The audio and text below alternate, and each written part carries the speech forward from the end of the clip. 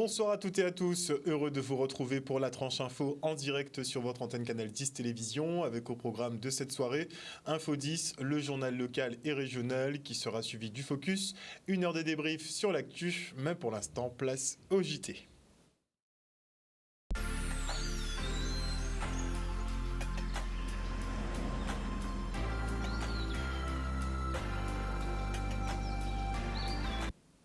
Nous sommes le jeudi 2 février 2023 et ce matin, pendant une séance d'éducation physique au stade des Abîmes, une lycéenne de 16 ans est décédée brutalement. Scolarisée au lycée Chevalier Saint-Georges, elle s'est éteinte malgré une prise en charge rapide des secours. Une mort subite qui a grandement affecté ses camarades et la communauté scolaire. Nous adressons toutes nos condoléances à sa famille. Et maintenant, je reçois le docteur Arcel Woga, médecin neurologue au CHU de Pointe-à-Pitre. Bonsoir, docteur Woga. Bonsoir. Donc le CHU, et par le biais effectivement de la société médicale qui communique de plus en plus sur les accidents vasculaires cérébraux, pourquoi ? Parce que l'AVC, c'est la pathologie vasculaire la plus fulgurante, parce que c'est un AVC toutes les 4 minutes, parce que c'est une pathologie qui entraîne un déficit assez important, parce que c'est une pathologie qui est un grand coût sur le plan de la société et sur le plan de, comment dirais-je, sur le plan humain, sur le plan financier également. Donc l'AVC, ça dévaste toute une famille, sans compter l'individu lui-même. Donc l'AVC, c'est quelque chose qui est très soudain, justement. Ça peut survenir à n'importe quel moment. On a des signes avant-coureurs juste avant que ça arrive, mais est-ce qu'il y a des signes un peu plus en amont ? Est-ce qu'on peut se rendre compte, effectivement, que peut-être on a un caillot sanguin qui bouge, peut-être une artère dans la jambe qui est en train de remonter vers le cœur ou vers la tête ? Est-ce qu'on peut le savoir, ça, à l'avance ? Non. Malheureusement, c'est pour ça que c'est brutal. Par définition, l'AVC, c'est un déficit d'installation, c'est tout déficit neurologique d'installation brutale, c'est d'une seconde à l'autre, c'est-à-dire on peut être en train de parler là et je fais un AVC, il n'y a pas de signe annonciateur d'un AVC. Par contre, il y a ce qu'on appelle les facteurs de risque. Et aujourd'hui, depuis quelques semaines, quelques mois, avec l'ARS, le service de neurologie du CHU, on s'est donné pour mission de faire une campagne de sensibilisation pour pouvoir prévenir les facteurs de risque, informer les populations sur l'AVC, afin de diminuer notre taux d'AVC par an au CHU. Est-ce qu'on peut dire que le taux justement d'AVC a augmenté ces dernières années ? Bien sûr que ce taux il est croissant quand on regarde la courbe. Actuellement, nous sommes autour de 9500 AVC par an. Donc, ce qui est énorme pour le petit territoire de la Guadeloupe. Donc, après, l'idée n'est pas l'AVC en lui-même. L'idée, c'est comment prévenir cet AVC, c'est comment intervenir sur les facteurs de risque. Quand on sait qu'en Guadeloupe, la population est de plus en plus obèse, la population a un fort taux de cholestérol, la population a un diabète mal contrôlé et une hypertension artérielle mal contrôlée. Donc, c'est sur ça que nous, on veut intervenir aujourd'hui. Donc, toutes les personnes justement à risque. Donc vous axez un peu la sensibilisation sur ces personnes, sur ces profils. Oui, c'est dans ce cadre que nous sommes déjà allés aux Abîmes, à Pointe-à-Pitre, à Petit Canal et dernièrement à DR pour dire à cette population-là qu'on peut prévenir l'AVC.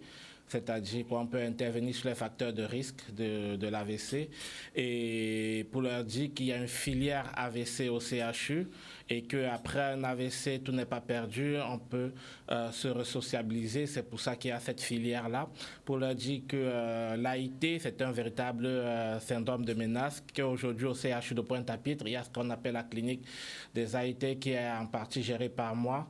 Et pour dire que peu importe la situation, il faut faire le 15 et venir rapidement au CHU. Donc on a des signes un peu annonciateurs, des paralysies faciales, des choses comme ça. Est-ce qu'on peut reprendre pour les téléspectateurs ? Oui, en fait, l'AVC, ce ne sont pas des signes annonciateurs, ce sont des symptômes. Vous savez, le cerveau ne supporte le manque d'oxygène que pendant 5 minutes. Après pratiquement 5 minutes, on a des signes neurologiques qui commencent à apparaître. Ces signes-là, pour citer les plus fréquents, c'est des troubles de la parole. C'est un patient qui n'arrive pas à parler correctement, qui met un mot à la place de l'autre, ou alors qui n'arrive pas du tout à émettre un son. Ces signes-là sont des déficits d'un corps, ça peut être d'un hémicorps, ça peut être la gauche, la droite, ça peut être une paralysie faciale, c'est-à-dire la bouche qui va d'un côté, et ça peut être une baisse de l'acuité visuelle, c'est-à-dire on n'arrive plus à bien voir. Et moi, en général, je demande à la population de ne pas se focaliser sur les signes, c'est devant tout signe qui arrive de manière brutale, d'appeler le 15. Et nous, on sait faire la différence. Donc, certains collègues ne seront pas peut-être contents parce que ça va donner un peu plus de travail, mais il vaut mieux appeler le 15 par excès que ne pas appeler du tout et se dire on va masser avec du vinaigre et ça va passer. Après, ça ne passe pas et on se trouve. Et il faut savoir que dans l'AVC, on a une fenêtre de tir, c'est les 4 premières heures qui suivent les premiers signes. Passer ces quatre premières heures, les séquelles sont plus lourdes déjà? On peut avoir des séquelles plus lourdes, mais il faut toujours venir au CHU parce que avec le service de neurologie, le professeur Lanuzel et le docteur Landais et Valérie Bastien, tous ceux qui ont participé à mettre en place la thrombectomie, on peut avoir un geste de recanalisation qu'on appelle la thrombectomie aujourd'hui au CHU. Parce qu'avant on faisait des thrombolises, apparemment les techniques ont évolué, on parle de thrombectomie, c'est plus précis. Oui, la thrombolyse en fait consiste à introduire un produit pour fluidifier. Oui, pour essayer de déboucher l'artère. Actuellement, avec la thrombectomie, on peut aller chercher le caillot en intracérébral. Donc c'est une nouvelle technique, du moins elle est nouvelle en Guadeloupe, mais on la pratique depuis déjà plusieurs années, depuis 2015 pour la Martinique. Et avant, on envoyait nos patients en Martinique. Aujourd'hui, on est en collaboration toujours avec la Martinique, mais on arrive à avoir cette technique-là au CHU de Pointe-à-Pitre, ce qui est un vrai progrès pour notre région. Un vrai progrès, mais bon, c'est pas encore vraiment généralisé. Je pense qu'il y a peu de personnes encore qui peuvent bénéficier de ce type d'intervention pour l'instant. Non, tout le monde peut en bénéficier. Tout AVC, il suffit juste qu'il y ait une indication, tout le monde peut en bénéficier. Il faut juste que le patient soit conduit de manière rapide au CHU et ne pas se poser la question, ça fait plus de 4 heures. Non, c'est bien d'intervenir dans les 4 heures qui suivent les premiers symptômes, mais c'est bien d'intervenir aussi, de venir au CHU, d'appeler le 15 parce qu'il y a ce geste-là qu'on peut faire qui est accessible à toute la population guadeloupéenne. Il suffit juste qu'il y ait des indications qui permettent de réaliser le geste.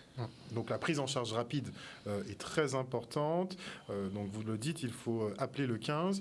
On a une évolution des profils qui sont concernés. Avant, on parlait plus d'AVC pour des personnes qui avaient un peu plus de 30 ans, 40 ans, voire plus. Là, on voit des jeunes maintenant, de plus en plus jeunes, qui sont victimes de cela aussi. Est-ce que c'est pareil pour eux, pour le dépistage, pour pouvoir cerner un peu la maladie, sachant que on ne cible pas en général ce genre de profil. On voit toujours plus vieux. Oui, en fait, l'AVC anciennement était connu pour être la pathologie de la vieillesse. C'était un peu les vieilles personnes qui faisaient des AVC, mais de nos jours, avec la mondialisation, avec notre façon de nous nourrir un peu, on a des facteurs de risque modifiables. Quand je dis modifiables, ce sont des facteurs de risque sur lesquels on peut intervenir, tels que l'HTA et le diabète, qui sont des véritables tueuses silencieuses. Il y a beaucoup de patients jeunes qui arrivent, qui disent, on leur pose la question, est-ce que vous êtes hypertendu? Non, je ne suis pas hypertendu, je ne suis pas diabétique, mais en hospitalisation, on se rend compte qu'ils sont bien hypertendus. C'est pour dire que ce sont des véritables tueuses silencieuses. Il y a les dyslipidémies qui sont des véritables facteurs de risque. En Guadeloupe, on a plus de dyslipidémies qu'en Martinique, qu'en Guyane, par exemple. Donc, quand je dis la dyslipidémie, c'est plus le cholestérol et le mauvais cholestérol, comme on dit habituellement, qui est le LDL cholestérol, donc qui crée ces AVC-là. D'accord. Donc il faut un peu revoir notre alimentation. Déjà. Il faut revoir beaucoup de choses, mais si on commence déjà par notre alimentation, par avoir une activité sportive régulière, 30 minutes minimum 3 fois par semaine, et oui, manger, comme on dit souvent, manger, bouger. N'est-il pas? Donc ce samedi, vous organisez une opération, comment ça va se passer? Alors, ça sera ce samedi 4 février, ça sera à Bemao. Donc au centre culturel Gérard Lequel, et donc de 10h à midi, tout le monde peut venir effectivement prendre des conseils au niveau effectivement des AVC. Oui, c'est une sensibilisation grand public. On attend beaucoup de monde, que ce soit des familles qui ont eu un patient qui ont eu un AVC, que ce soit des gens qui veulent savoir c'est quoi l'AVC, qui veulent savoir comment on prévient l'AVC. C'est une sensibilisation grand public et on attend beaucoup de gens parce que nous serons une fois de plus nombreux, nous l'équipe de neurologie et tous ceux qui nous accompagnent, tous les partenaires qui nous accompagnent. Donc pour parler de l'AVC, pour parler de la prévention des AVC, pour parler des différents thérapeutiques de l'AVC et pour dire qu'après un AVC, ils ne sont pas seuls. Il y a toute une filière qui est mise en place pour les accompagner, pour leur dire que l'AIT est un syndrome de menace et qu'il faut le considérer au même titre qu'un AVC. Il faut venir vite à l'hôpital, au CHU. Et pour leur dire qu'on ne traite un AVC qu'au CHU parce que beaucoup de patients, quand ils ont un AVC, je ne fais pas de pub, mais vont à la clinique des eaux claires. Non, ce n'est pas l'endroit adéquat pour non, l'AVC c'est le CHU parce qu'il va arriver à la clinique des eaux claires, on va le renvoyer au CHU ou dans une autre clinique. Donc l'AVC c'est au CHU que ça se gère, c'est une filière qui est mise en place et le fait d'appeler le 15 permet d'entrer dans une filière et d'avoir un suivi correct du patient. Le problème, c'est que comme ils filtrent un peu les appels du 15, ça devient un peu compliqué et les gens, on leur dit de réfléchir à 4 fois, 10 fois avant effectivement d'appeler les urgences. Non. Quand vous appelez les urgences, après, ça peut peut-être mal fonctionner, mais quand vous appelez les urgences, quand vous appelez le 15 pour tout déficit d'installation brutale, ils vont vous dire, ils vont appeler le neurologue va essayer de voir si le patient peut passer en alerte thrombolyse ou alors de toute façon, il faut appeler le 15. Donc c'est ça le message, ce n'est pas masser avec le vinaigre, on perd du temps, c'est d'appeler le 15 et prise en charge rapide. Et pour une prise en charge rapide, médicalisée et sécurisée. Merci beaucoup, Dr Woga, je le rappelle, médecin neurologue au CHU de Pointe-à-Pitre, d'être venu sur ce plateau ce soir nous parler de cette journée autour de l'AVC qui est donc organisée au centre Gérard Lequel de Bemao ce samedi 4 de 10h à midi. Merci encore. Merci à vous. Et la situation était très tendue ce matin au lycée et au collège du Lamentin. En marge de la mobilisation contre la réforme des retraites, plusieurs exactions ont eu lieu. Des groupes de jeunes ont érigé des barrages enflammés avant de caillasser les pompiers venus éteindre les feux. Certains s'en sont même pris à plusieurs véhicules qui étaient de passage. Les autorités déplorent bien évidemment et condamnent ces débordements. Et notez aussi tout à fait hors cadre de ce qui s'est passé au Lamentin, que de l'huile de vidange usagée a donc été déversée au collège Fleurette Morand de Mornalo et au LPO Nord Grande Terre de Port-Louis. La fin de semaine risque d'être peut-être un petit peu tendue et on attend de voir ce qui se passera sur la semaine prochaine puisque les mobilisations semblent s'intensifier petit à petit et on en vient à cette nouvelle journée de mobilisation au collège Nestor de Kermadec à Pointe-à-Pitre, une grève motivée par la réforme des retraites mais aussi à cause des coupes budgétaires. Les personnels d'éducation déplorent la baisse des dotations d'horaire global dans cet établissement REP+, où les élèves ont besoin d'une attention particulière et plus de moyens. Le reste en images. Alors nous sommes mobilisés ici au collège depuis hier. C'est la réforme des retraites initialement qui nous a fait bouger. Donc évidemment on s'oppose à cette réforme qui repousse l'âge légal d'entrée à la retraite. Et il y a aussi le fait des dotations horaires globales qui vont bientôt être décidées par le rectorat d'ici quelques jours, semaines. Et nous ici nous sommes un établissement REP+. Il n'y en a que 2 sur la Guadeloupe, enfin il y en a 3 au total, mais ici même en Guadeloupe il n'y en a que 2. Donc nous ici à Nestor de Kermadec, nous faisons partie de ces collèges qui sont un petit peu mieux dotés que les autres pour pouvoir effectivement travailler avec une population, on va dire socialement défavorisée. Et il se trouve que depuis plusieurs années, on constate que notre dotation horaire globale ne cesse de chuter et que ça rend plus difficile nos conditions de travail avec nos élèves qui ont besoin d'une attention toute particulière. Donc c'est aussi ce pourquoi on s'est réunis hier matin et ce matin aussi pour en discuter tous ensemble. Et décider des moyens pour pouvoir faire entendre notre voix en Guadeloupe, mais aussi au niveau national face à tous les problèmes auxquels on doit faire face. Mardi, ce sera clairement le prolongement de ce que l'on fait. Alors, il faut savoir que ça a commencé dès le 19 janvier. Beaucoup d'entre nous se sont mis en grève pour participer à la manifestation, marcher dans les rues de Pointe-à-Pitre. Et puis ensuite, il y a eu, là plus récemment, mardi dernier, certains établissements ont commencé donc à maintenir des piquets de grève à l'entrée de leurs établissements, à savoir le lycée Yves-Le-Borgne à Sainte-Anne, d'autres collèges, le lycée Gerville-Réache aussi. Une bonne dizaine de collèges et de lycées ont fait ça, c'était dès mardi. Personnellement, j'étais en grève et donc j'ai pu assister à l'heure AG et c'est de là que nous-mêmes nous sommes demandé si on allait souscrire à ces modes de manifestation. Mardi, c'est simplement une étape de plus. Enfin, la fin, elle sera actée quand le gouvernement retirera sa réforme. Ça, c'est clair et net. Là aussi, quand le rectorat nous donnera réellement les heures dont on a besoin pour pouvoir travailler dans nos établissements, là, ce sera la fin. Et c'est eux qui la décideront. Sinon, nous, on continuera. Et voilà 4 jours que les cours ne sont pas assurés au collège de Trois-Rivières. L'équipe pédagogique dénonce la fermeture de 2 classes alors que l'établissement ne compte que 5 élèves en moins pour l'année prochaine. Les enseignants s'interrogent également sur la volonté de la rectrice à laisser pourrir cette situation. Regardez.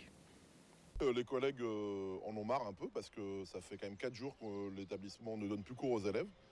Les collègues dès lundi me demandaient quand est-ce qu'on allait avoir une réponse du rectorat. On n'a aucune réponse. On se demande à quel jeu joue la rectrice, parce que les plus pénalisés, ce sont les élèves. On a l'impression que ça ne la dérange pas du tout, qu'au collège de Trois-Rivières, il n'y a aucune classe d'ouverte pendant 4 jours. On ne sait pas jusqu'à quand elle veut faire durer ça, mais il serait judicieux qu'elle prenne ses responsabilités, qu'elle nous réponde de façon positive pour la réouverture des 2 classes qu'elle ferme. C'est un jeu un peu malsain que joue la direction. Nous faire reprendre alors que les parents savent et nous soutiennent en n'envoyant pas leurs enfants. C'est juste de dire, les collègues sont rentrés, mais les collègues ne veulent pas se jouer à ce jeu-là, parce que ça fait quand même 4 jours qu'ils sont mobilisés. La stratégie du pourrissement que semble jouer la rectrice, et donc forcément la chef d'établissement qui doit suivre, ne va pas marcher ici. Donc, on souhaite des réponses claires. On perd 5 élèves, on nous supprime 2 classes. C'est un mauvais calcul. Les collègues ne comprennent pas, les parents ne comprennent pas. On aimerait vraiment qu'il y ait une réponse rapide de la rectrice. On a l'impression qu'elle veut lancer le mouvement du 7 février avant tout le monde. Oui, puisqu'il y aura effectivement une grève générale à compter du 7 février prochain. Donc je vous le disais, la semaine à venir va être intéressante. Et la Chambre des métiers, elle, met en lumière les maîtres d'apprentissage, ces artisans professionnels qui acceptent de former notre jeunesse. Et on félicite Ulysse Sylvestre, gérant de l'entreprise US Menuiserie, qui accueille en son sein Kendrick et Vanessa, 2 futurs spécialistes de l'ameublement. Regardez. On rend visite aujourd'hui à l'entreprise, donc forcément les jeunes sont là, mais en fait c'est le maître d'apprentissage aujourd'hui qu'on voulait mettre en avant. Ceux qui embauchent justement les apprentis, ceux qui nous permettent de pérenniser les métiers, ceux qui sont là pour transmettre et pour que les métiers puissent perdurer. Parce que vous savez qu'on a beaucoup de difficultés à recruter aujourd'hui des maîtres d'apprentissage parce que déjà, tous les jeunes ne sont pas forcément intéressés par l'apprentissage. Donc aujourd'hui, nous sommes là pour dire aux artisans et reconnaître ceux qui sont déjà en charge, qui sont en charge des apprentis, que nous sommes là pour les accompagner, nous sommes là pour écouter leurs difficultés. Parce que c'est vrai que les choses ne se passent pas forcément sans problème. Donc nous sommes là pour accompagner les maîtres d'apprentissage aujourd'hui. L'apprentissage, c'est un beau métier. Nous savons que c'est le métier d'avenir. Donc que les jeunes qui n'apprécient pas la scolarité classique se retrouvent en formation.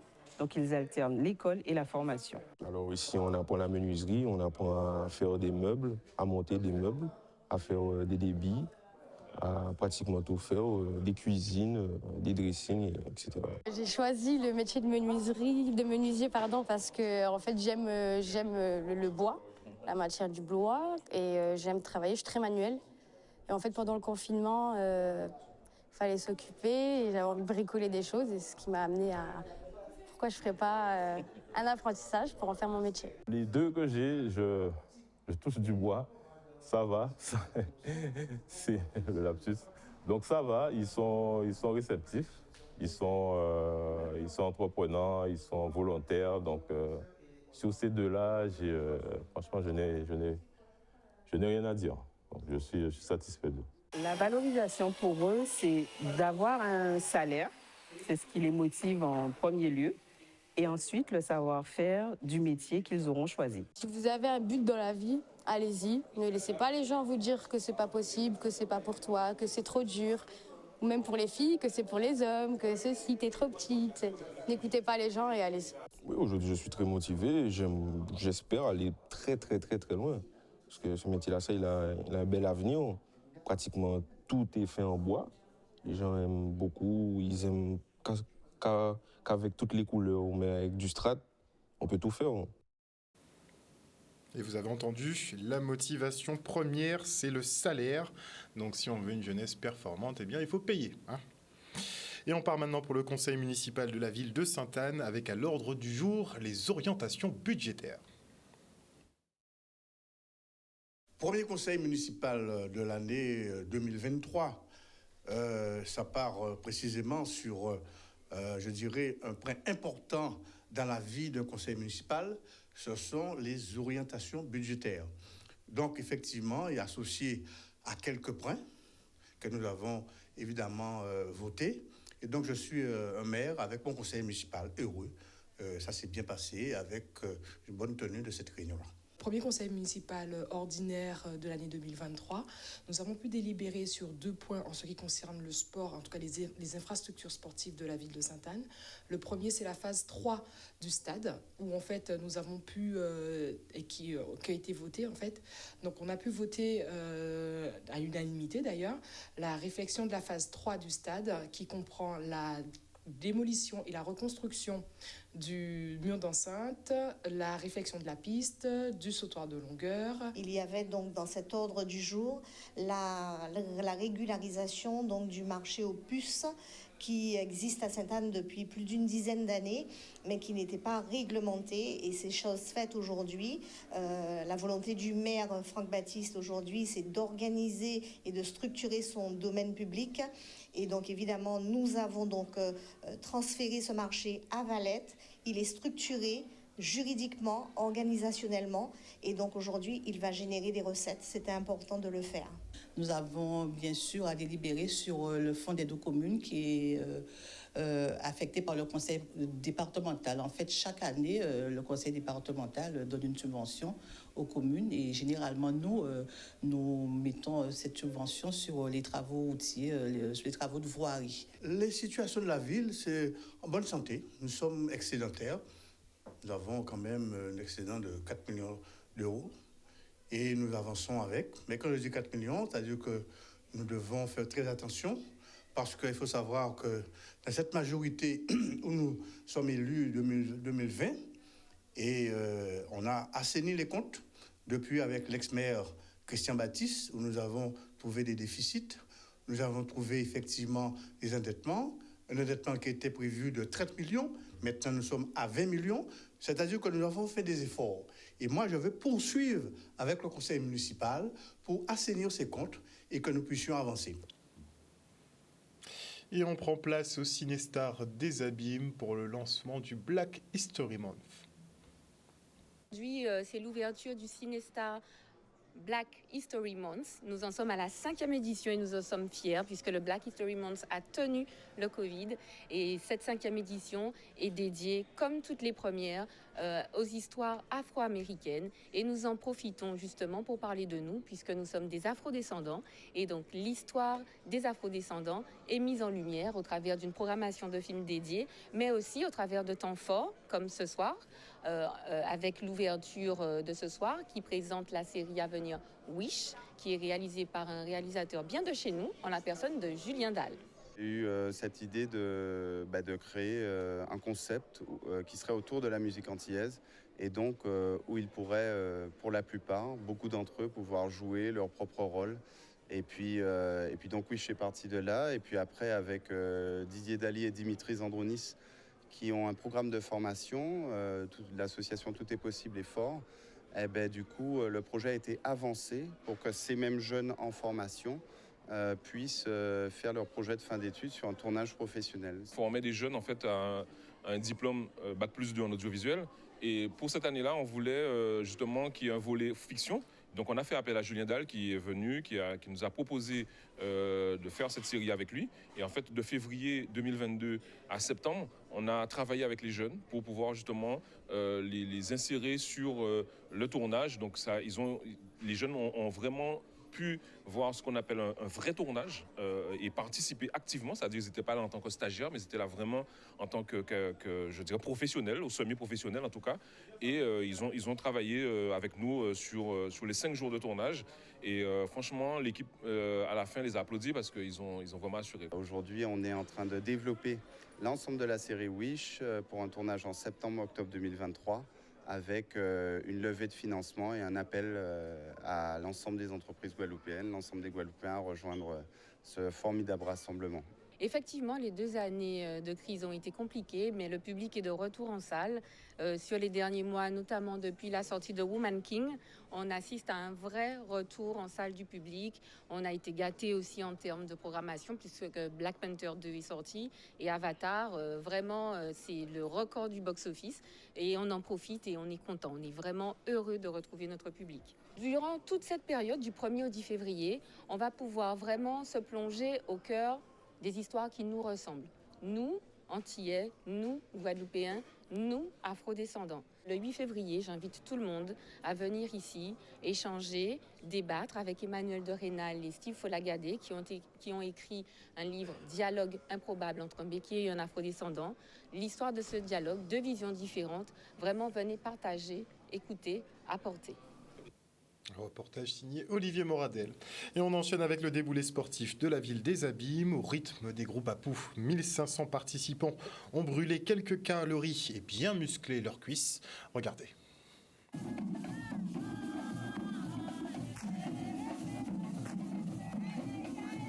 Le déboulé sportif, c'est faire du sport au rythme des groupes à peau, au rythme du carnaval, utiliser le son pour pouvoir faire du sport, faire des étirements, faire du cardio, mais vraiment au rythme des groupes à peau, et qui fait que le corps monte en température et qu'on voit bien quand les groupes déambulent dans les artères des abîmes, donc ils vont quand même assez vite, donc c'est physique, donc c'est une façon pour nous de faire au public de participer et de faire du sport en même temps.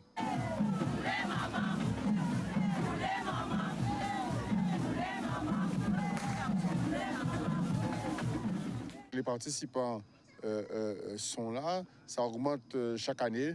Là, le public était déjà là dès 18h, 18h30. Ils sont prêts à faire du sport. Ils ont même commencé en avance. Et on voit que c'est une manifestation qui évolue, année en année, qui évolue.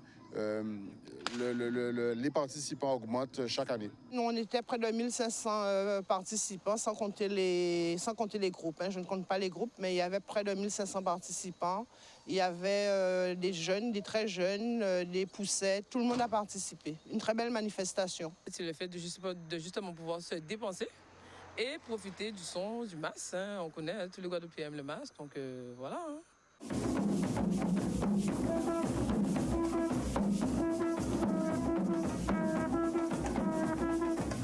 Vendredi, nous avons le Casacovois avec toujours intergénérationnel, avec Cabrion, Arendi, il y aura un Boulaguel et en finale, il y aura un show final avec Nation Aneg Marron. Le samedi, c'est le défilé intergénérationnel, donc ouvert à tout public, personnes à mobilité réduite. C'est la seule manifestation comme ça qui existe en Guadeloupe, où tout le monde est accueilli, les EHPAD, tout le monde est accueilli. À la fin de cette manifestation, on offre gracieusement un goûter. Et le show final, le bout de en grand vidéo au Stade des Abîmes.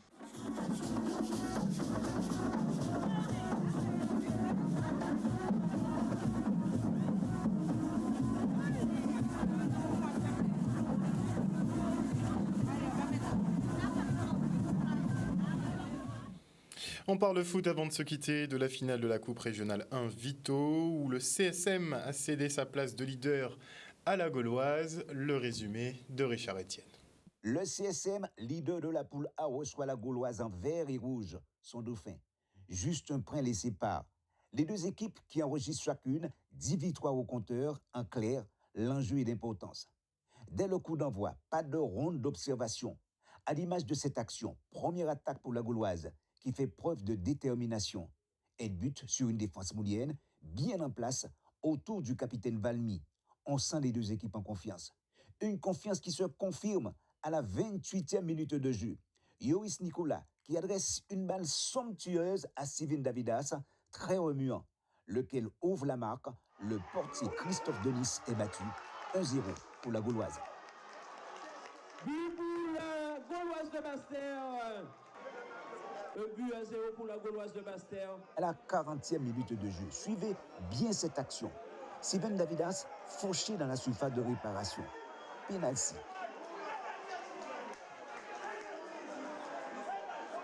Le capitaine Stevenson Casimir le transforme 2-0 pour la Gauloise.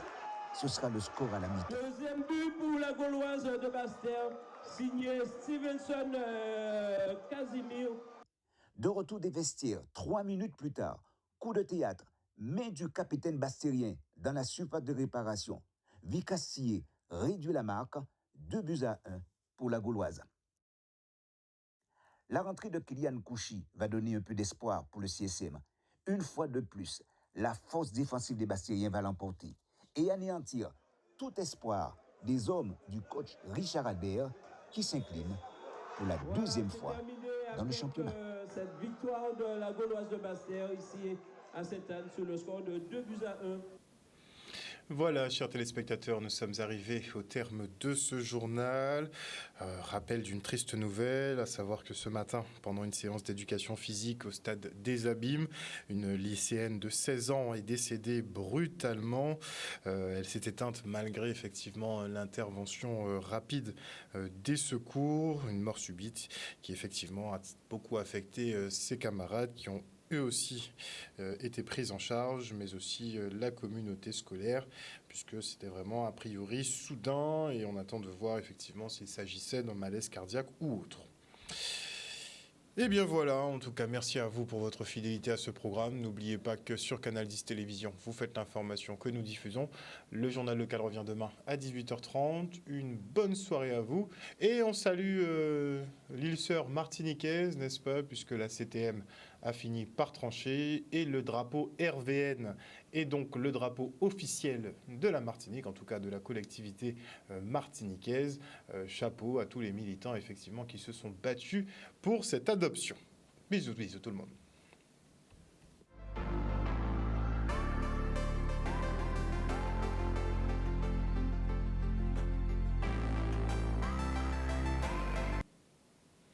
À venir dans la tranche info sur Canal 10, le focus, nous parlerons d'un projet, à savoir les polissons IEM. Vous aurez le détail après la coupure pub. Et avant cela, je dis bonsoir à Viviane Coton, à Lydia Luce, à Jimmy Kamagouva Aliar, à Marie Rutil. Bonsoir à Pamela Vernet, à Ghislaine Calif, à Marie-Hélène Borès. Bonsoir à Rudy Palmier, à Petro François. Bonsoir à Marie-Antoinette Tico, à JC Albina, à Georges Messager. J'espère que tu vas bien, Georges. Bonsoir également à Chantal Miati, à Odia Villeroy, à Getty Yassi. Bonsoir à l'association J'existe. Bonsoir à Olivier Muller, à Georges Toussaint, à Absalon Hugues Théodore, à Rudy Karen. Bonsoir à Alice Stars. Bonsoir à Tamara Rokoff. Bonsoir à Thiel Ago. Bonsoir à Marie-Lou ainsi qu'à François Dupré.